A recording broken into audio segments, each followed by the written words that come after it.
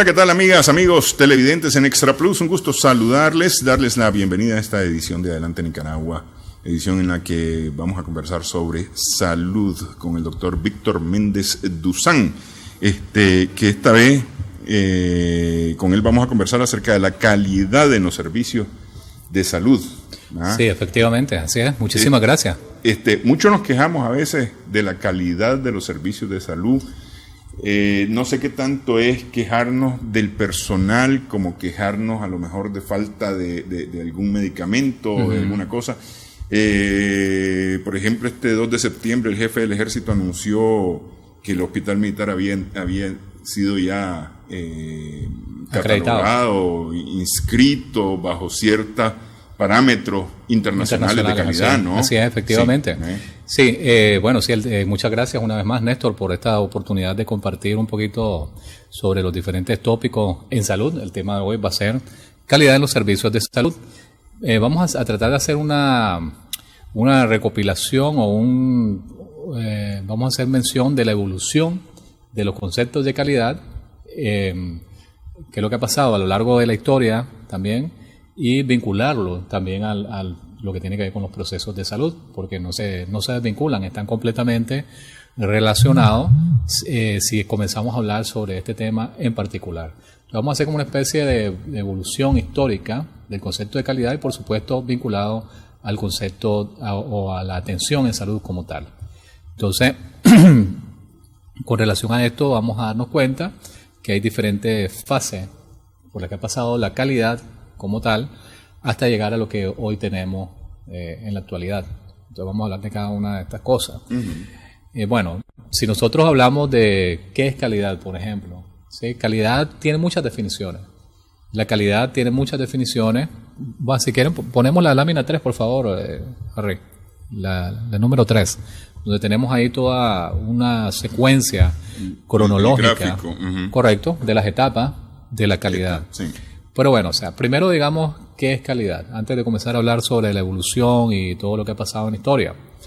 La calidad tiene muchas definiciones. Una de las definiciones más sencillas y más bonitas realmente, para que se entienda de una manera básica, es la satisfacción de las necesidades de los usuarios. O sea, satisfacer necesidades de usuarios. Ese es el concepto, por lo menos que a mí más me gusta. Es un concepto que se ha venido desarrollando a nivel internacional. Como vamos a ver, hay muchos exponentes de la calidad, los padres de la calidad, etcétera, etcétera. Pero este concepto es un concepto esencial, simple, sencillo y que básicamente resume todo. Entonces, cuando nosotros hablamos de satisfacer, ¿qué quiere decir? Cumplir con algo. ¿Sí? Con las expectativas que tiene. Con las expectativas. Y no solamente, cuando hablamos de usuario, es importante establecer que en las diferentes empresas, en las diferentes unidades, en este caso en las unidades de salud, pero puede ser en cualquier empresa, no necesariamente de salud, nosotros tenemos usuarios que son usuarios tanto externos, en este caso serían los clientes, o en el caso de los hospitales serían nuestros pacientes, ¿sí? Y también tenemos usuarios internos. Los usuarios internos son los trabajadores. Un usuario interno podría considerarse un médico, podría considerarse una enfermera, podría considerarse un técnico de salud. Todos los trabajadores, y no solamente los trabajadores, sino también las personas que dirigen las unidades o las empresas son usuarios también, en términos de, hablando conceptualmente, ¿no? De la calidad. Ahorita se le llaman partes interesadas en relación a la evolución de los conceptos. También se les ha llamado clientes internos, clientes externos. Lo último es partes interesadas. Entonces, cuando hablamos de partes interesadas, podemos hablar también de proveedores, por ejemplo, que en el concepto de los usuarios son usuarios externos también, los que le llevan los medicamentos a los hospitales o los que les venden, etcétera, etcétera. Equipo, correcto, sí. Así es. Todo lo que se usa en un hospital, la gente que provee todo este instrumental, material de reposición periódica, medicamentos, también podrían considerarse usuarios externos, pero se hablan de partes interesadas. ¿Por qué? Porque de alguna manera también están vinculados a el quehacer de la institución, de manera externa o bien sea de manera interna. Entonces, agarrando este concepto de cumplir las expectativas de los usuarios, de las necesidades de los usuarios, ese es el concepto, digamos, que más está vinculado a lo que nosotros podríamos entender de una manera simple sobre calidad. Ahora, hablando de la evolución de la calidad, nosotros vemos, pongamos de nuevo, por favor, la imagen, Harry. Sí, porque es interesante este cuadro en cuanto Correcto. al tiempo. En cuanto al tiempo, en sí. cuanto a la cronología de los hechos. Así es. Sí. Esto es un gráfico muy interesante que fue diseñado en el año 2012 por investigadores latinoamericanos y también en combinación con españoles, ¿sí? Y nosotros vemos que hay una primera fase con relación a la calidad. Ahora, nosotros tenemos que ubicarnos en el contexto desde la época prehistórica, si así lo queremos ver de alguna manera.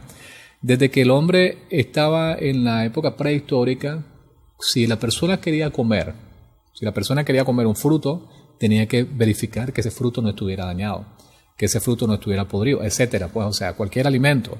Entonces, eso, al verificar, lo que se hace es que se inspecciona. Desarrollas un proceso de inspección que es básicamente la primera fase que nosotros estábamos viendo en el gráfico que habíamos puesto hace un momentito, la fase de inspección. Con correcto. En general. Correcto, está vinculado. O sea, ¿cuál es el objetivo? El objetivo final en relación a la inspección, que es nuestra primera fase. Hablamos de que viene de la época de la prehistoria, pasando por la etapa de los griegos, de los romanos, de los babilonios, de los egipcios, de los sumerios, hasta llegar, y así va evolucionando, llegamos a la Edad Media y pasamos lo que es la etapa moderna que se llama, hasta llegar a los años 40. O sea, es la etapa más grande de la calidad que ha habido. O sea, pasamos... La más larga en tiempo. En tiempo, hablando en tiempo. Al final de cuentas, se inspecciona, ¿para qué? Para ver cómo está la calidad del producto.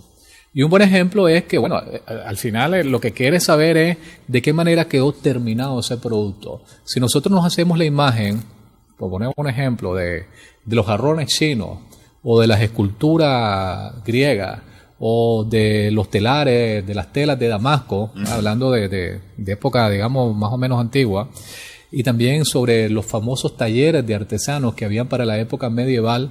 En la época medieval nosotros teníamos un tallercito de un artesano que tenía a su aprendiz.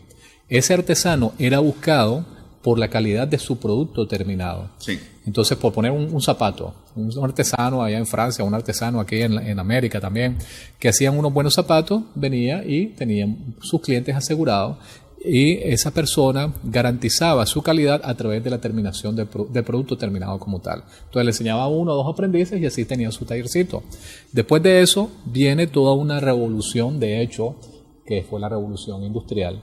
En la revolución industrial está dentro del proceso o la etapa de la inspección, que se da específicamente en el año de 1660-70, cuando se hace una modificación y un perfeccionamiento de la máquina de vapor en Inglaterra con el señor Watt. Y él lo que hace es que modifica ya un invento que había, pero lo mejora, y en base al vapor él mejora un motor. ¿Sí? El motor de vapor, que permite sentar las bases para creación de otros motores a su vez, el desarrollo de la locomotora y crear, dar las bases para la fábrica, para crear la fábrica y de esa manera comenzar a producir a gran escala. Porque hay que entender que antes de eso pues se producía a pequeña escala, ¿no? Estábamos hablando del tallercito del artesano con sus aprendices. Después de eso, cuando se da la revolución industrial, se comienzan a desarrollar la fábrica, entonces ya se comienza a producir de manera masiva. Ya no se produce un zapato, sino se comienzan a producir centenares de zapatos, miles de zapatos, y al final de cuentas también la calidad estaba basada solamente en la inspección, en que tuvieras un producto más o menos terminado, pero no se identificaban las diferentes etapas para producir ese zapato, para producir ese producto. Entonces por eso se llama inspección nada más, ¿ok? Todo esto viene, como venía planteando, pasamos a la revolución industrial, y en la revolución industrial se da un salto posterior hacia la segunda revolución industrial, porque hay varias revoluciones industriales, ¿no? Sí. Entonces la segunda revolución industrial, que tiene que ver con la electricidad. Todos nos hacemos la imagen de aquel genio Tomás Alva Edison, que fue el que inventó la bombilla. Por cierto, Tomás Alva Edison dice que para poder llegar a fabricar esa bujía, que el filamento parece que era lo más complicado que se tenía que para poder crear la bujía y que diera electricidad, desarrolló 10.000 intentos para poder llegar a la creación de ese foco. Entonces él decía que uno de los secretos del éxito es ser persistente, ser constante y ser disciplinado, porque si él hubiera renunciado en el intento número 9999, no tendríamos bujía, por lo menos las incandescentes. Peor si hubiera renunciado en el primero, ya. No correcto, puede, así es. Entonces, pero la persistencia de Edison era verdaderamente fenomenal. No solamente eso, el tipo era brillante. El tipo tenía un cerebro extraordinario. En ese momento... Un visionario, imagínate visionario, crear un filamento en un espacio vacío. En un espacio vacío, así es extraordinario. Realmente la mente de Edison es una de las grandes mentes de la humanidad. Y no solamente eso, él inventó un montón de cosas como el gramófono, se calcula que tuvo aproximadamente más de 2.000 inventos. Porque además, él se da cuenta que con relación a las invenciones, que eso se podría transformar en una industria. Y él crea, de hecho, una fábrica, una industria específica solamente para inventar. Como lo que están haciendo la gente de Silicon Valley hoy. Sí. Solamente que en aquella época. Al mismo tiempo, cuando se da esta segunda revolución industrial, la primera habíamos dicho que era con la cuestión del vapor, está el otro gran genio, que gracias a él es que tenemos todos estos focos que no son incandescentes, sino que están hechos a base de gases, ¿no? Los tuvo, con los que iluminamos los diferentes ambientes, que fue el señor Tesla.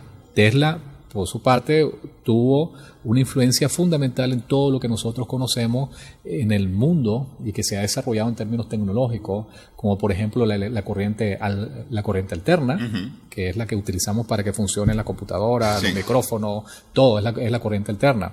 Edison, por su parte, había inventado la corriente directa. Pero bueno, o sea, en ese caso, Tesla fue el que prevaleció y realmente muchos de los principios de Tesla actualmente los usamos. Incluso los cargadores inalámbricos de los celulares están basados en los principios de Tesla, etcétera, etcétera, etcétera. Sí. Pero bueno, entonces, esa es la segunda revolución. La tercera revolución está vinculado a el origen de las computadoras. Cuando se da el origen de las computadoras con lo que hizo Turing, ya habíamos hablado un poquito sobre Turing, que es el padre de la computación, un británico también. Este británico para los años 40, él descifra el código Enigma y él crea las bases verdaderas para que se desarrollen las computadoras modernas. Entonces, si nos fijamos una vez más en el cuadrito, la etapa de inspección llega hasta los años 40. Sí. ¿Por qué? Porque en los años 40 surge otro concepto de la calidad. Ya no solamente es el hecho de hablar sobre el producto terminado, sino qué es lo que está vinculado al proceso de producir esos productos. Cuando hablamos de calidad, cuando hablamos de productos, no solamente es un objeto, sino también un servicio. Un producto, en el caso de salud, es la salud de los pacientes. Un producto, en el caso de salud, es el hecho de poderle hacer una cirugía a un paciente o darle una consulta. Una consulta es un producto. Sí. ¿Sí? Entonces, si nosotros hablamos de calidad, siempre tenemos que pensar con un enfoque sistémico. ¿Qué quiere decir? Un enfoque sistémico es, tengo una entrada, tengo un proceso y tengo una salida. Y eso viene de los sistemas del cuerpo humano también, o sea, de un abordaje integral. Si nosotros pensamos, por ejemplo, en el sistema digestivo hay una entrada, que es cuando comemos los alimentos. Se da el proceso de masticación, el bolo alimenticio, pasa, y después hay todo un proceso, en el intestino, en el estómago, etcétera. Para asimilación y desecho. Correcto, asimilación de todos aquellos nutrientes que va a aprovechar tu organismo y lo que se va a desechar. ¿Ya? Entonces, eso es un sistema, una imagen de sistema. Entonces, ya en los años 40 comienza a establecerse las bases para entender el proceso de producción, en base a la calidad, configurado como un sistema. Se comienzan a sentar las bases.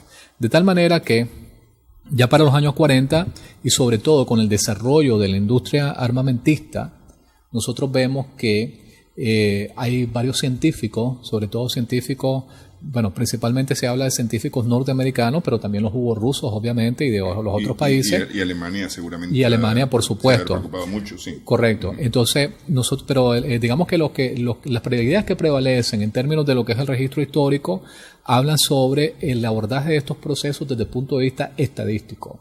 O sea, ya no solamente es, tenés que hacer un zapato y ese zapato tiene que salir bien, sino comprobar de manera estadística, con la matemática, dónde es que están los aciertos, dónde están los errores en la línea de producción.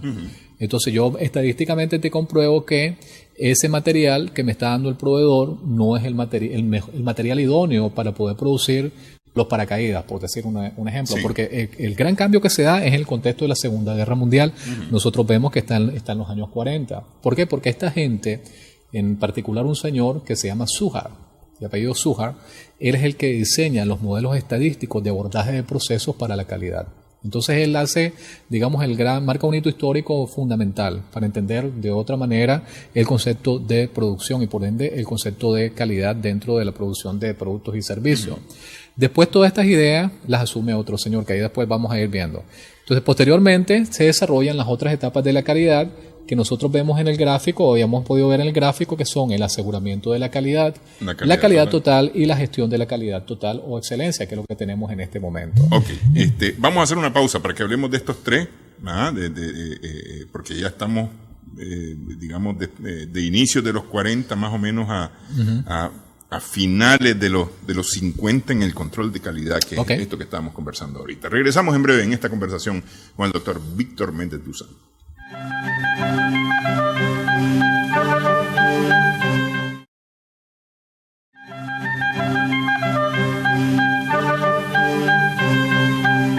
Seguimos en Adelante Nicaragua, estamos conversando con el doctor Víctor Méndez Duzán acerca de calidad en los servicios de salud y hemos estado hablando del concepto calidad y cómo ha venido este concepto variando en su abordaje, porque es decir, la calidad todo el tiempo ha sido la definición ha sido más o menos lo mismo, ¿no? Sí. Pero es decir, el abordaje de los procesos para poder determinar la calidad de los servicios o de los productos que al final de cuentas están produciendo. Ahora, hablando exclusivamente de salud, ya vimos que hay 5 etapas básicas. La etapa más grande, que fue la etapa de la inspección, habíamos dicho que comienza desde la época de la prehistoria. Sin embargo, ya registros específicos vinculados exclusivamente a la salud, podemos hablar de una etapa importantísima, como por ejemplo la etapa de los babilonios. Entonces, en la etapa de los babilonios, que está registrado, de hecho, en una piedra, porque ellos utilizaban una escritura que se llamaba la escritura cuneiforme. Pongamos, por favor, la lámina 4, Harry. Entonces, ellos utilizaban, ahí podemos ver una piedra donde ellos utilizaban esta escritura cuneiforme que la hacían con una especie de cincel. Entonces, este registro se llama el Código de Hammurabi, que es el registro más antiguo de los babilonios. Estamos hablando del año 1750 antes de Cristo. Eso quiere decir, ya tenemos 2000 años más 1750, hace casi 4000 años. Y eso fue incluso antes de Hipócrates. Entonces, ¿qué decía ese registro? Decía que, que en ese código, que era una especie de ley, era una ley que tenían los babilonios, ahí se establecía de una manera directa la regulación médica. O sea, el médico que desarrollaba procedimientos que iba en contra de los intereses del paciente, a ese médico se le podía infringir en determinadas multas e incluso en algunos casos se dice que le cortaban hasta las manos. Un médico que había cometido, por ejemplo, una negligencia o que había cometido un error grave que había conducido a la muerte de ese paciente, ese médico tenía que pagar de una manera directa por los malos resultados, ya sea en cuestiones materiales de especie o bien con su propia integridad física. El primer registro que tenemos, que en la parte occidental por lo menos, es de ese año. Sin embargo, nosotros hablamos también, en términos, digamos, de la antigüedad, también podemos hablar de los egipcios, como por ejemplo se ha descrito un famoso papiro, que es el papiro de Ebers. El papiro de Ebers es un papiro que tiene aproximadamente la misma antigüedad del Código de Hammurabi, donde es un papiro que registra como que los criterios básicos de manejo en términos, hablando de la medicina general, cuáles son las indicaciones para atender a los pacientes, y también, aparte de ese papiro de Eber, hay aproximadamente, se habla de 9 papiros adicionales, donde incluso hay algunos papiros que hablan de especialidades, especialidades médicas como la ginecobstetricia, la ortopedia, que indican específicamente cuáles son los parámetros de actuación sugeridos para los médicos. Entonces vemos que la regulación como componente de los procesos de calidad, porque si te están indicando cómo se tiene que hacer, eso tiene que ver también con la calidad de la atención, es un concepto bastante antiguo, sin hablar también de lo que hicieron los chinos. Los chinos, por su parte, tienen unos periodos importantes que son, podemos mencionar el periodo del emperador amarillo, está el periodo del emperador rojo, etcétera, donde ellos hacen referencia a la herbolaria, incluso hacia la acupuntura, hacia todo aquel concepto holístico de lo que es la condición de salud y cómo se pueden mejorar esos procesos. Entonces tenemos que realmente la historia en términos vinculados siempre a la atención de los pacientes, y podríamos hablar sobre la inspección en relación al proceso de atención, es bastante antigua. Después de esta parte, que es la referencia más antigua, nosotros podemos hacer énfasis en un señor que se llama Hipócrates. Hipócrates de Cos. Se le llama así, de Cos, porque él era de esa zona. Región, sí. Correcto. Hipócrates, que es considerado también el padre de la medicina. Ahora, no se le dice que es el padre de la medicina simplemente porque él era griego, no, sino que el tipo era genial. El tipo, o sea, Hipócrates, realmente él comienza a recoger no solamente las bases éticas y legales de actuación de los médicos, de los profesionales de la medicina, sino también que él escribe en detalle todo el proceso de atención de las patologías como se tenían concebidas en ese momento. Tanto así que Hipócrates el Tratado Hipocrático se considera que son alrededor de 30 tomos sobre todas las dolencias que, como se tenían identificadas en aquel momento en la humanidad. Hipócrates vive desde el año 460 al 370 a.C., o sea, bastante tiempo incluso de que acaso se quisiera concebir el Imperio Romano. O sea, esta gente realmente los griegos fueron extraordinarios en todos los ámbitos, en la medicina, en la matemática, en la astronomía, en la arquitectura. Solamente ver aquella estatua de los griegos, el nivel de perfección y toda aquella dedicación en términos de calidad. No puede imaginarse la calidad en relación a la medicina como la calidad que ellos le imprimían a sus estatuas, que básicamente son estatuas que lo único que les hace falta es hablar, verdaderamente, porque le metían tanto interés y tanta emoción y tanta dedicación y tanta disciplina y constancia, que lo mismo se logró en el componente de la medicina. Y por hablar también de una persona interesante que tuvo que ver con el desarrollo de la medicina o de los conceptos vinculados a la calidad, podemos hablar de un señor que se llama, un sir en Inglaterra, que se llama William Petty. William Petty, de la famosa Universidad de Oxford, él ya establecía la necesidad de medir los procesos y los productos de los hospitales, porque ya en aquella época, en la época entre 1623 a 1687, que fue donde vivió este señor, ya Inglaterra ya tenía hospitales establecidos como tal. Estamos hablando del siglo XVII, ¿verdad? Sí. Entonces ya tenían ellos varios hospitales. Entonces este señor, que le dieron el título de Sir, él dijo, bueno, nosotros podríamos hacer un poquito más de ciencia si logramos comparar indicadores. Este hospital está produciendo tanto, este otro, y por qué este hospital produce de una mejor forma que este otro. ¿Qué es lo que están haciendo aquí de mejor manera, que les está produciendo unos resultados diferentes y con una mejor calidad que en relación a los otros? Entonces ya estamos viendo que para el siglo XVII comienzan a plantearse otro tipo de preguntas con relación a la producción de los servicios en salud. De tal manera que pasamos al siguiente señor, al siguiente, digamos, personaje vinculado a la historia de la calidad de los servicios de salud, que es un señor de apellido Farr. Él se llama William Farr. Uno de los grandes legados, aparte de la clasificación de las enfermedades, es que definitivamente da las bases para un concepto que en salud se llama el CIE. El CIE, actualmente todavía se habla del CIE, es la clasificación internacional de enfermedades. Entonces la clasificación internacional de enfermedades es un documento o un acuerdo, digamos, mundial, donde, qué sé yo, por ejemplo, al dengue se le pone un número específico, o a la malaria, o a los embarazos, a todas las condiciones de salud se le pone un número específico, de tal manera que desde el punto de vista estadístico vos podás identificarlo en cualquier lugar del mundo y podás tener una medida estándar para poder hablar de determinado proceso vinculado a la salud de los seres humanos. Hay una historia bien interesante con William Farr. William Farr, en conjunto con Florence Nightingale. Pongamos la lámina 8, por favor, Harry. Que es como la madre de la enfermería. No, de hecho es la madre de la enfermería. Florence Nightingale y William Farr, ellos se interesan en toda la mortalidad que hay en los hospitales ingleses. Resulta que esta señora, Florence Nightingale, ella se considera la madre de la enfermería por lo siguiente. Ella estuvo de manera directa atendiendo pacientes que estaban en la guerra. Hay una guerra en particular que se llama la Guerra de Crimea, entonces donde estuvieron los ingleses también ahí peleando.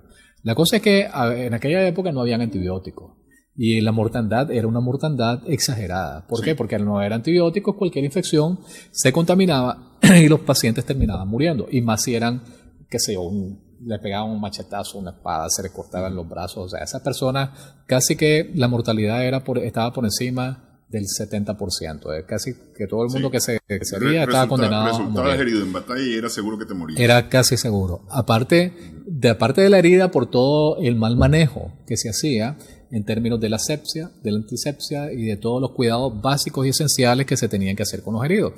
Florence Nightingale, en esa guerra, ella era tan preocupada por sus pacientes que en la noche también ella andaba cuidando a sus pacientes, y ella utilizaba siempre una lámpara. Una lámpara que es aquella lámpara de aceite, ¿sí? Como la lámpara de Aladino, ¿sí? Y entonces ella andaba pues visitando a sus pacientes, cuidándolos. Con su candil. Con su candil, exactamente. Entonces, de tal manera que le quedó el título de la dama de la lámpara, porque ella estaba cuidando a sus pacientes todo el tiempo y en la noche pues llevaba esa lámpara. Y ella, aparte de cuidarlo, se dio cuenta de los grandes legados que nos dejó, aparte de ese cuidado y esa dedicación, fue el registro de todos los procesos que ella desarrolló y realizó con sus pacientes. Pero también ella comenzó a incorporar todas aquellas medidas de asepsia y antisepsia, o sea, de higiene con sus pacientes, y logró disminuir la mortalidad solo con eso de una manera radical, por encima de un 50% en los pacientes que resultaban heridos. ¿Por qué? Porque la verdad es que se atendían en unas condiciones deplorables.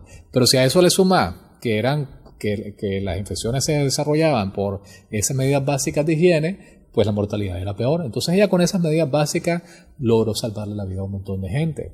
Y por supuesto registró, junto con este señor Farr, del cual habíamos hablado hace un momento, también sentaron las bases para la clasificación de las enfermedades. O sea que no solamente era una persona muy dedicada y humanista, sino que también era una gran científica, Florence Nightingale. Por eso Florence Nightingale es considerada no la primera enfermera, pero sí la madre de la enfermería, por todos aquellos procesos que ella logró desarrollar de manera personal y profesional. Y hoy las enfermeras la tienen como referencia mundial. Sí. Entonces, y que debe ser además referencia para todos también, sí, claro, para todo trabajador de la salud. Para todo trabajador de la salud. Y realmente Florence Nightingale es una imagen, una persona, realmente un personaje que nosotros como médicos poco hemos entendido verdaderamente cuál fue el impacto y el legado que dejó de Florence Nightingale en la salud en general a nivel mundial. Entonces, después, pasando de Florence Nightingale, si nosotros, pongan por favor la lámina 9, Harry. En la lámina 9 tenemos un señor que de aquí en Nicaragua casi no se conoce, que se llama Abraham Flexner. Abraham Flexner fue un médico, una persona a la cual le encargaron que estudiara la calidad de la educación en las escuelas norteamericanas, y él hizo un informe famoso que se llama el informe Flexner. En el informe Flexner, básicamente lo que él dijo es, todas estas instituciones no tienen la calidad suficiente para hacer abordaje en los procesos de medicina. Entonces, producto de ese famoso informe Flexner, a Flexner se le considera como el padre de la auditoría médica, o de la evaluación en términos de medicina, por todo lo que él hizo. Entonces, él contribuyó con su informe a mejorar, por supuesto, la calidad, no solamente de la atención, sino también de la formación de los profesionales de la salud. Entonces, Flexner es un personaje de extraordinaria importancia en el mundo de la medicina y que también poco conocemos, desde el punto de vista de la evaluación, igual que el siguiente señor, que se llama Ernest Gottman. Ernest Gottman también sentó las bases de lo que se denominan como la auditoría médica. Sí. Fíjense que si ponemos la lámina número 11, pongamos la lámina número 11, por favor, Harry. En la lámina número 11, él hace énfasis en la acreditación de las instituciones. Si acabamos de mencionar que el hospital militar en este momento está acreditado de manera internacional. Sí. Y entonces, ¿qué quiere decir la acreditación? Bueno, la acreditación no es solamente que viene alguien y te da un título, no. La acreditación implica un esfuerzo enorme de parte de los directores de los hospitales o de los directores de empresas para tratar de estandarizar a nivel, en base a una serie de parámetros específicos y muy exigentes, o sea, hay que decirlo, a nivel internacional poderse comparar con otros hospitales que tienen una serie de regulaciones, de normas y de procedimientos muy bien establecidos, pero además que requiere una inversión en términos de tiempo, en términos de dedicación, en términos de capacitación al personal. No es, por esa razón no es que cualquier hospital está acreditado. O sea, una acreditación implica un nivel de organización importantísimo. Sí. Y que te dé, esa persona o esa institución que te dé la acreditación tiene que mandar un equipo de especialistas a evaluarte para ver si lo que estás diciendo es verdaderamente lo que estás diciendo. Para muchas empresas es el equivalente al ISO. Es el equivalente al ISO, correcto. Entonces, sí, hablando de lo del ISO, porque eso es parte de lo último que vamos a abordar, entonces sí, es equivalente al ISO. Vale la pena decir que el ISO, de hecho, se crea en la época de posguerra de la Segunda Guerra Mundial. La ISO se crea en 1946. Porque producto de tratar de estandarizar también todos los procesos, no solamente de la industria armamentista, sino más bien utilizar la experiencia que se vivió en la época de la guerra para la producción de armas y todos los procesos vinculados a la guerra, y tratar de extrapolarla a las empresas en general para ayudar a aumentar los niveles de rendimiento, los niveles de productividad. Entonces ahí se crean la famosa ISO, que básicamente lo que quiere decir es la Organización Internacional para la Estandarización. Entonces se crea en el 46, 47, o sea, inmediatamente que se termina la Segunda Guerra Mundial.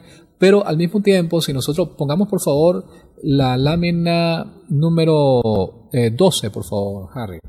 Al mismo tiempo, nosotros estamos hablando que ya para inicio del siglo XX ya se crea un colegio de cirujanos, y en ese colegio de cirujanos uno de los motivos fundamentales era que existiera una calificación adecuada del personal para atender a los pacientes. Ponga la lámina número 13, porque esto es importante. El uso de la documentación clínica y la calidad de la documentación clínica como parte de los parámetros de mayor relevancia para la estandarización de los hospitales. Entonces, aquí tenemos nosotros una serie de parámetros específicos, como por ejemplo los que acabamos de mencionar, más la calidad de tratamiento, por ejemplo, que recibe el enfermo. Sí. Y todo esto como estándares. ¿Qué quiere decir un estándar? Un estándar es un indicador que es sujeto de medida. Básicamente esa es la definición más sencilla. Entonces, por ejemplo, yo digo, voy a evaluar qué tipo de tratamiento se le está poniendo a X o Y paciente en relación a un problema de salud. Entonces, yo voy a verificar además de que efectivamente ese tratamiento, que es el tratamiento que tiene la mejor evidencia posible, efectivamente se le está poniendo al paciente para poder comprobar de que el paciente está recibiendo la mejor calidad en el caso del tratamiento. En el caso de la atención también, porque hay muchas de las quejas que se dan es porque el paciente no se siente bien atendido. No se siente bien atendido en términos del trato, porque también eso tiene que ver con la calidad. Y ahí vamos a hablar un poquito más sobre cada uno de estos componentes. Ok, si querés brincamos de un solo por tema de tiempo hasta 1980. Ok, sí. Okay. Antes de 1980, quiero mencionar algo en base a lo que dijiste de lo de las ISO. Sí. En relación a las ISO que se crean en el 46, al mismo tiempo se dan las bases para crear un organismo importantísimo en términos de salud, hablando en términos de salud, que se llama la Joint Commission. La Joint Commission es una especie de ISO, solamente que específicamente dirigida a las unidades de salud en los Estados Unidos. El único hospital que Nicaragua tiene la acreditación de la Joint Commission es el Vivian Pela, el Hospital Metropolitano.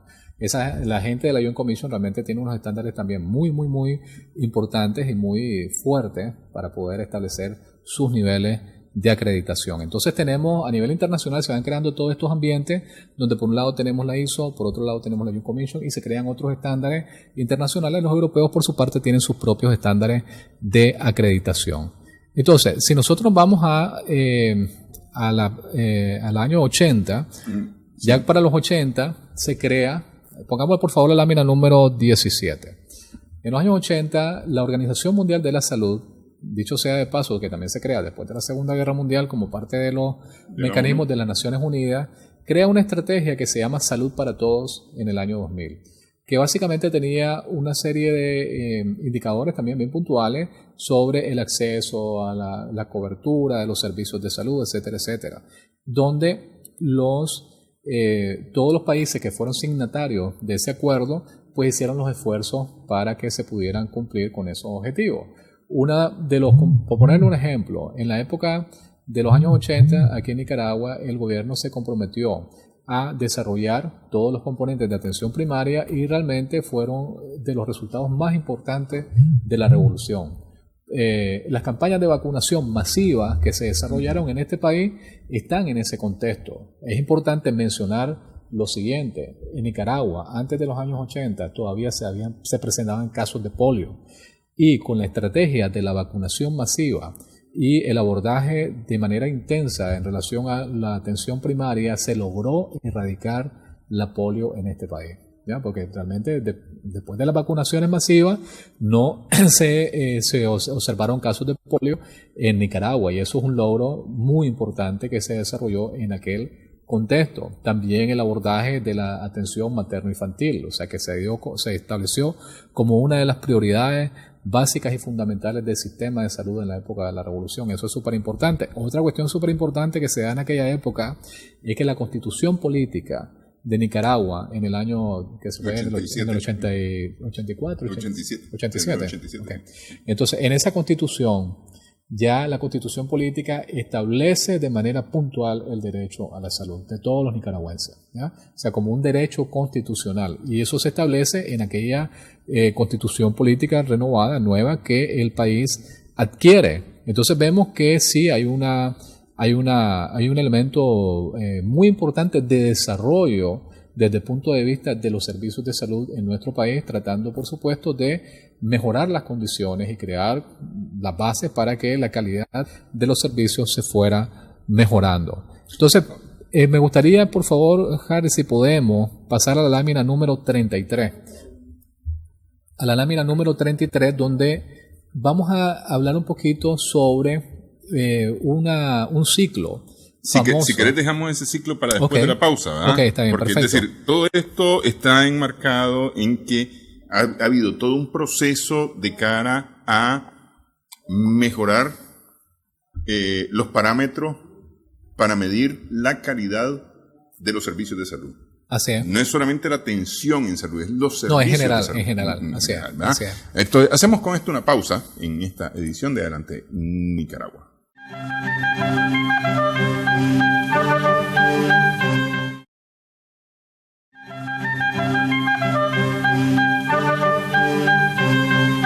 Seguimos en Adelante Nicaragua, en Extra Plus. Estamos conversando con el doctor Víctor Méndez Duzán acerca de la calidad en los servicios de salud.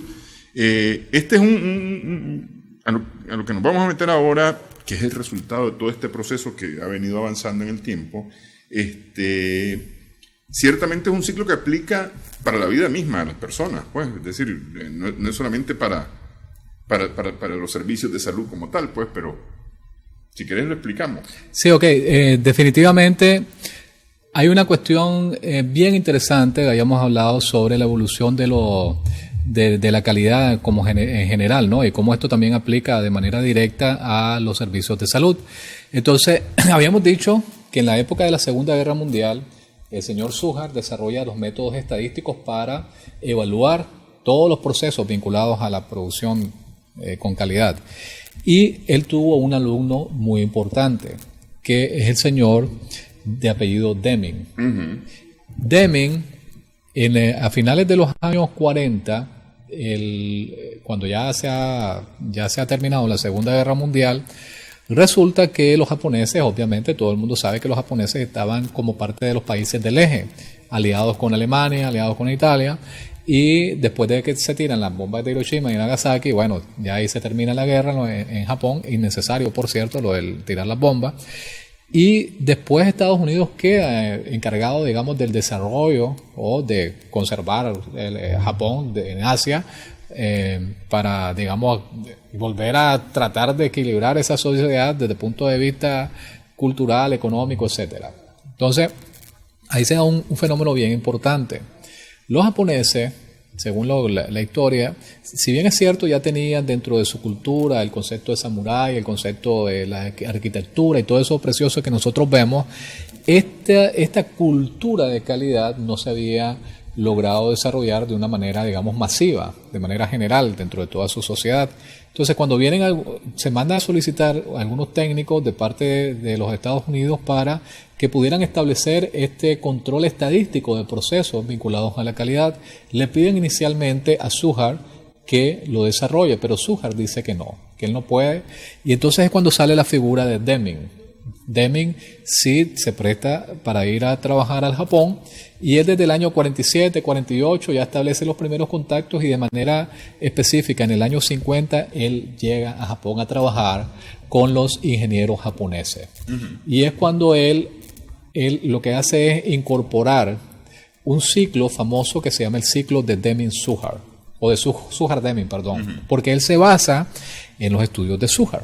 Entonces pongamos por favor la lámina número 33. Pongamos la lámina número 33, donde hablamos sobre el ciclo de Deming-Suhar. El ciclo de Deming-Suhar-Deming es un ciclo que comprende 4 etapas básicas, sencillas. Ahí tenemos nosotros una P que significa planear, o sea, para poder hacer algo necesitas tener un plan. Y ese plan tiene que estar por escrito, tiene que estar diseñado con tus actividades, con tus responsables, con tus objetivos, etcétera. O sea, un plan que esté en papel en relación a qué es lo que se necesita o cuáles son tus aspiraciones y tus metas como empresa o como unidad de salud, hablando en términos de salud. Esa es la primera parte. Una vez que ya has planeado, una vez que ya tenés tu plan concebido y lo tenés por escrito y aprobado, por supuesto, entonces pasás a la siguiente etapa, que es la etapa de hacer. ¿Qué quiere decir? Todo lo que escribiste en el plan lo llevas a la práctica, lo llevas a desarrollar. Entonces, por eso es que ahí tenemos nosotros como segundo componente la D, viene del inglés, do, que significa hacer. En el caso del castellano, pues sería P en primer lugar y después la H, que sería hacer. La tercera fase de ese ciclo de Suhar-Deming es la fase de verificar. En este caso dice C del inglés check, pero es verificar. Entonces, ¿qué quiere decir eso? Ok, ya planeaste, ya hiciste, verificás que hiciste bien las cosas. Y si no las hiciste bien, ¿qué fue lo que no hiciste bien? Una vez que verificaste, ya dijiste, bueno, esto lo hice bien, esto lo cumplí, aquí hubo un problema, no lo hice bien. Entonces, una vez que ya verificaste, vas a establecer la última parte de ese ciclo, que significa actuar. En base a lo que sí hiciste, fortalecer lo que ya hiciste, y lo que no hiciste bien, tratar de mejorarlo. Entonces, esto es tan importante, este concepto de los diferentes componentes que tiene este ciclo, que como bien lo estás diciendo, uno lo puede incorporar incluso en la vida personal, en tu comportamiento individual. Si vos querés poner un ejemplo hablando de un paciente quiere hacer una modificación en sus estilos de vida respecto al ejercicio, por poner un ejemplo. Entonces, ok, lo primero que tienes que hacer es planear. ¿Qué es lo que vas a planear? Bueno, disminuir por lo menos 5 kilos este mes. Sí, voy a bajar de peso. Voy a bajar de peso, pero tenés que poner metas específicas. No solamente bajar de peso. ¿Cuánto? Yo quiero bajar 5 kilos. Yo quiero bajar 5 kilos en 3 meses. Ya pusiste que sos vos el que vas a bajar 5 kilos durante 3 meses. Ya lo planificaste. ¿Cómo? Haciendo ejercicio. ¿Cuánto vas a hacer de ejercicio? Media hora diario. Entonces ya pusiste acciones puntuales. En la parte de acción, en la parte de hacer, pues obviamente ya lo planificaste, comenzás a caminar por lo menos. Sí. ¿Ya? Después vas a verificar que si lo hiciste o no lo hiciste de manera correcta. Te vas a la báscula para verificar, y también lo ideal es llevar un control sobre los días que no pudiste, por qué no lo pudiste hacer, qué fue lo que pasó con el tiempo, si tuviste tiempo, no tuviste tiempo, etcétera. Y después tener un sentido autocrítico para decir, ok, me voy a la báscula, ¿qué fue lo que pasó? No bajé porque estoy comiendo mucho carbohidrato, entonces ya no solamente ejercicio, sino que yo tengo que meterle otro componente, que es disminuir los carbohidratos en mi dieta, o no hice la cantidad suficiente de ejercicio, me puse más a ver televisión, por ejemplo. Entonces todo esto lo podemos incorporar dentro de nuestra vida, porque es un ciclo que ha demostrado en la práctica crear los mejores resultados en términos de calidad. Por mencionar un ejemplo, este ciclo es el ciclo que utiliza la Toyota. Es un ciclo que empresa que solamente con pensarla uno dice, esto es de calidad. ¿Quién no cree que un carro Toyota es de buena calidad? Por supuesto que es de buena calidad. ¿O quién no va a pensar que una computadora, marca Macintosh, no es de buena calidad? Todos sabemos que sí. ¿Por qué? porque es gente que se ha esforzado en el diseño de sistemas y de procesos aplicando precisamente este ciclo, porque realmente todos los conceptos de calidad se tienen y se pueden aplicar, por supuesto, en relación a el desarrollo personal. Y hay otra cuestión importantísima también, hablando siempre sobre lo del Japón. Por favor, Harry, ponga en la lámina número 44. Porque de Japón, en términos culturales, que nosotros podemos aprender muchísimo hablando de CAD, sobre todo por la experiencia que ellos han logrado desarrollar. Entonces, si nosotros vemos la lámina número 44, esta es una lámina que dice kanji. Kanji básicamente es una especie de alfabeto basado en los ideogramas chinos, ¿sí? Que también utilizan los japoneses y que requieren muchísima dedicación. Para poderlos escribir, ellos utilizan una especie como de pincel, ¿sí? Y si se fija uno, realmente son intrincados los modelos y las figuras, y para poderlos desarrollar no es cualquier persona el que hace esa figura tan estilizada. Requieres mucha constancia, requieres mucha paciencia, requieres mucha habilidad. Pero para poder llegar a tener ese nivel de habilidad y de perfeccionamiento, tenés que ser disciplinado y tenés que ser consecuente y tenés que ser constante. Este concepto de la calidad basado en el kanji, basado también sobre todo en un modelo que tenía que ver con el respeto del ser humano como persona, lo desarrolló un japonés, uno de los maestros de la calidad de Japón, que se llama Ishikawa, de apellido Ishikawa. Entonces Ishikawa, que es de los grandes exponentes de la calidad en Japón, él dijo, hay que centrarse más que en el nivel de producción en términos de volumen, hay que centrarse también en el desarrollo de las personas.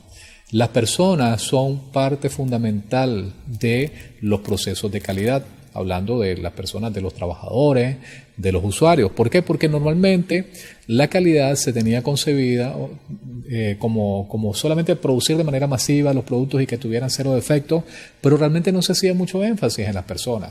Y las personas es el componente más importante. Eso lo entendieron los japoneses. Entonces los japoneses ya no se preocupaban tanto por el producto final en la línea de producción, sino que a cada operario le comenzaron a instruir con conceptos filosóficos de tal manera que, como bien lo decías anteriormente, es incorporar todos esos preceptos para tu propia vida, para tu propio desempeño. Y decía Ishikawa que había que hacer énfasis en estos preceptos, sobre todo y considerando del impacto que podía tener el comportamiento individual en el resultado final en términos de calidad, de tal manera que los trabajadores, los usuarios internos o clientes internos, o las partes interesadas internas, como le quieras llamar, constituían quizás el componente más importante, hablando de los productos de calidad. Y él también idea un concepto que se llama los círculos de calidad. Los círculos de calidad, ponga por favor la lámina número 49, Harry. Los círculos de calidad están concebidos como pequeños grupos de personas que están en una unidad o en un componente de toda tu empresa que han logrado identificar un problema. Y la idea básica y esencial es, ok, nos reunimos, vamos a ver qué problema es el que tenemos en esta unidad. Qué sé yo, por decir algún ejemplo, servicio de medicina interna. ¿Cuál es el problema que tenemos aquí? Nos reunimos aquí un grupito de personas que están estrictamente vinculadas a la situación y tratamos de darle una solución con los recursos que tengamos y con nuestras propias capacidades. Porque, ¿qué es lo que pasa? En muchos casos no se valora el componente humano y la gente que está ahí es la que verdaderamente entiende cómo que funciona todo el asunto. A veces de repente se quieren imponer algunos conceptos de calidad cuando realmente la misma persona es la que en la mayoría de los casos puede generar las mejores soluciones partiendo del precepto del mejor conocimiento del ambiente en el que se vive. Entonces, los japoneses hicieron muchísimo énfasis en el componente individual. No solamente Ishikawa, sino que también hay un exponente muy importante que a mí realmente me encanta porque es una filosofía tan interesante que se llama el Kaizen. Pongamos por favor la lámina número 70. La lámina número 70 tenemos un maestro de la calidad de Japón que se llama Masai Imai. Masai Imai es el creador de la teoría del Kaizen. Pongamos la lámina número 72, por favor. El Kaizen se basa en preceptos muy sencillos, que se llama, a nivel internacional se le conoce como las 5 S. ¿Qué es el Kaizen? El Kaizen es una palabra japonesa que se puede traducir como la mejora continua.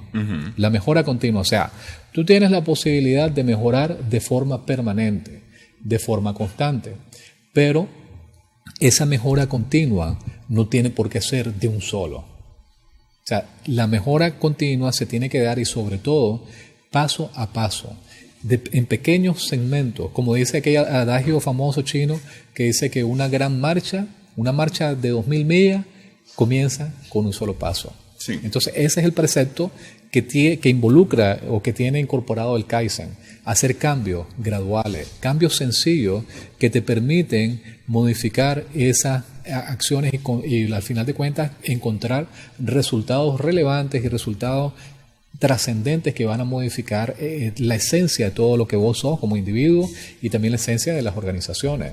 Como individuos estábamos mencionando nosotros los pacientes que querían cambiar sus estilos de vida. Bueno, entonces lo primero que tienes que hacer es plantearte la idea de poder cambiar. Y posteriormente ir haciendo aquellos actos sencillos que son viables, que no requieren de una inversión exagerada, pero que podés lograr lograr y obtener resultados significativos con relación a la mejora. Entonces, si nosotros vemos las 5S, de las que hablábamos anteriormente, ¿qué es lo que te dice el Kaizen? Te dice, bueno, lo primero que tenés que hacer es seleccionar, mejor dicho. Clasificar qué es lo que te gusta tener. Clasificaste, ok, qué es lo que te sirve y qué es lo que no te sirve. Lo que no te sirve, definitivamente descartalo. Porque eso lo único que va a estar haciendo ahí es bulto. Sí. ¿Ya? Y lo único que te va a estar entorpeciendo. Entonces, uno lo puede hacer, o sea, en un cuarto, en una oficina o en una clínica. ¿Qué es lo que te sirve y qué es lo que no te sirve? Deja lo esencial para tu funcionamiento. Si tenés un montón de papeles ahí que están estorbando y no sirven para nada, pues descartarlo, buscar cómo mandarlos a reciclar, mandarlo a otra oficina donde se use, etcétera. Pero no tenerlo dentro de tu ambiente de trabajo, porque eso está demostrado que te entorpece en la concentración, el foco de atención, ¿sí? Y se trata también de reprogramar la manera de pensar, porque no solamente es tener un ambiente limpio y bonito, no, o sea, cómo tu cerebro puede funcionar mejor. Entonces, la segunda fase, ya cuando clasificaste, ya decidiste a un lado, tenés que organizar lo que tenés, qué sé yo, aquí tenés una computadora, un micrófono, cómo podés organizarlo de tal manera que te permita trabajar mejor. Es mejor tener este micrófono aquí, lo pongo a un lado, o el vaso mejor lo tengo en otro lado porque si no puede mojar la computadora, etcétera. Entonces vas a organizar. Y eso se puede aplicar a todos los niveles. En una clínica, por supuesto, se puede aplicar. Es ideal, por poner un ejemplo, que en el área de emergencia yo tenga mi carro de paro. Porque si llega un paciente infartado, inmediatamente yo voy a buscar cómo desfibrilar ese corazón para poder aumentar las probabilidades de que ese paciente sobreviva. Y yo tengo que tenerlo ahí disponible, no en llave o bajo 3 llaves, sino dependiendo de cómo es que lo vaya a usar, obviamente. Eso tiene que ver con la organización. Otro componente importantísimo de las 5S que se puede llevar también a la vida misma, la limpieza. Muchas veces somos organizados, pero no somos limpios. Y está demostrado que una persona que trabaja en un ambiente limpio, así sea con un pañito, con un trapito, o sea, si uno limpia su escritorio cada vez que va a trabajar, tu cerebro se siente mejor. Al cerebro no le gusta el desorden, le gusta tener las cosas bien organizadas, y no solamente organizadas, sino limpias. Y eso perfectamente se puede hacer, lo cual tiene que ver con la higiene, que es la cuarta S, y la quinta tiene que ver con un componente muy importante, que es la disciplina y el compromiso. La disciplina tenés que ser constante. Independientemente de lo que vayas a hacer, sabés que tenés unas metas y que tenés que cumplirlas. Por lo tanto, tiene que asumirse constancia en relación a tus acciones. Y el compromiso, si mi función es atender pacientes, yo tengo que estar comprometido con dar la mejor calidad de atención posible a esos pacientes. No solamente desde el punto de vista científico-técnico, porque muchos médicos pues tienen mucho conocimiento de medicina, sino también en el trato. Hay muchos pacientes que solamente vienen porque tal vez no tienen un problema mayúsculo, pero sí necesitan conversar con alguien. Sí. ¿Ya? Si solamente con el hecho de poder mirar a la persona, de poder decir lo que siente, de poder decir lo que siente, o de mirar a la persona, preguntarle su nombre, hablarle por su nombre, que eso no se acostumbra en los servicios de salud, no se acostumbra. Entonces, ese trato, hacer un trato cordial, un trato cálido, eso ayuda a mejorar la salud de la persona, porque es un trato emotivo, es un trato que te genera un nivel de empatía, un nivel de simpatía, de empatía con relación a ese proceso médico-paciente, esa relación médico-paciente. Y por supuesto, ya no se hable de tomarle la presión al paciente cuando llega, la temperatura, los signos vitales, sentir que lo estás atendiendo y que esa persona verdaderamente está recibiendo esa calidad y esa calidez que requiere en cuanto a su problema de salud. Eso es muy importante y eso tiene que ver con el compromiso del cual nosotros estamos hablando. Entonces, sí, perdón. Que lo que pasa es que ya estamos en tiempo. Okay. Pero me parece que, es decir, con esto procuramos entender un poco cómo es la calidad del servicio de salud. A veces como usuarios principales, digamos, de ese servicio de salud, los que van a recibir el servicio como tal, nuestra preocupación es que nos atiendan bien, que nos resuelvan el problema por el cual llegamos, ¿verdad? Si hay medicamentos que estén dentro de ese servicio, pues que se nos otorgue el medicamento que está disponible, ¿no? Así es, efectivamente, todo eso habla con lo primero que habíamos mencionado, que es satisfacer las necesidades de salud de la persona. Es importante mencionar en el contexto ya nicaragüense que nosotros tenemos todo un marco regulatorio que faculta y también que promueve la calidad de la atención. Hay una ley que es la Ley General de Salud, que es la Ley 423. La Ley 423 establece un sistema de garantía de la calidad. Y dentro de ese sistema de garantía de la calidad tenemos 6 componentes básicos.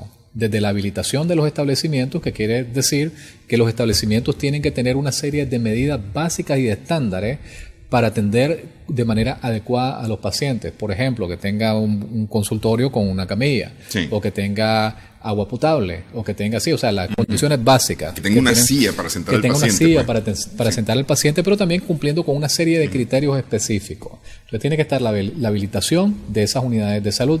Otro componente que contempla de manera puntual la Ley General de Salud es la regulación del ejercicio profesional. ¿Eso qué quiere decir? Que todos los médicos que dicen ser médicos tienen que tener su título. Y las enfermeras también tienen que tener su título. Y todo el mundo que está vinculado al proceso de atención tienen que tener su título. También otro de los componentes no es se inyecta y se pone suelto. No, porque realmente también han habido casos donde hay gente que dice que es una cosa y no lo es. Ahora, también otro de los componentes son las auditorías. Auditorías de la calidad de la atención. ¿Qué quiere decir? Que todos aquellos procesos de evaluación que tienen que ver con los famosos casos de negligencia, las revisiones de casos, que el sistema faculta a las mismas unidades y también al Ministerio de Salud para verificar que efectivamente se está haciendo un adecuado manejo de los pacientes, sobre todo cuando... Pero aunque no haya denuncia, se tiene que convertir en un ejercicio constante y programado de autoevaluación de parte de las mismas unidades para saber que se están haciendo las cosas bien. Para hacer una mejora en el servicio. Correcto. Bueno, la verdad es que todavía nos hace falta un tema bastante inmenso, amplio, pero bueno, yo creo que sentamos las bases para empezar a entender cómo es el tema de calidad en el servicio de salud. Y especialmente yo te decía que como usuario de repente pensamos en eso, pero no pensamos también en el servicio de salud. Hay otros integrantes, otros interesados en el servicio de salud que también deben de ser satisfechas sus expectativas. Claro, por supuesto. A ver, por ejemplo, yo hasta el momento no he visto ninguna encuesta sobre clima organizacional. ¿Cómo se sienten los médicos y las enfermeras atendiendo a los pacientes? El que está limpiando. El que está limpiando, el camillero, técnico, el de mantenimiento. ¿Cómo se sienten ellos? ¿Se sienten satisfechos? ¿No se sienten satisfechos? ¿Cómo se podría mejorar su situación en términos de su trabajo, ¿no? O sea, porque realmente no se requiere una mayor inversión. O sea, que sea un seminario sobre relaciones humanas, por poner un ejemplo, o que les permitan tener una hora de actividad física en determinado momento, que se promuevan ese tipo de iniciativas que te permitan generar un trabajo en equipo con mayor eficiencia. O sea, cosas que se podrían desarrollar en los hospitales y que mejoren también la calidad de vida de los trabajadores. Ese es otro componente de la calidad. Así es. La verdad es que es un tema gigante. Es un tema amplio. Quiero agradecer, Víctor, muchísimas gracias. Por haber estado con nosotros, el doctor Víctor Méndez Duzán. Gracias también a nuestras amigas, amigos televidentes por su sintonía en esta edición de Adelante Nicaragua. Esperamos que el programa haya sido de provecho para usted.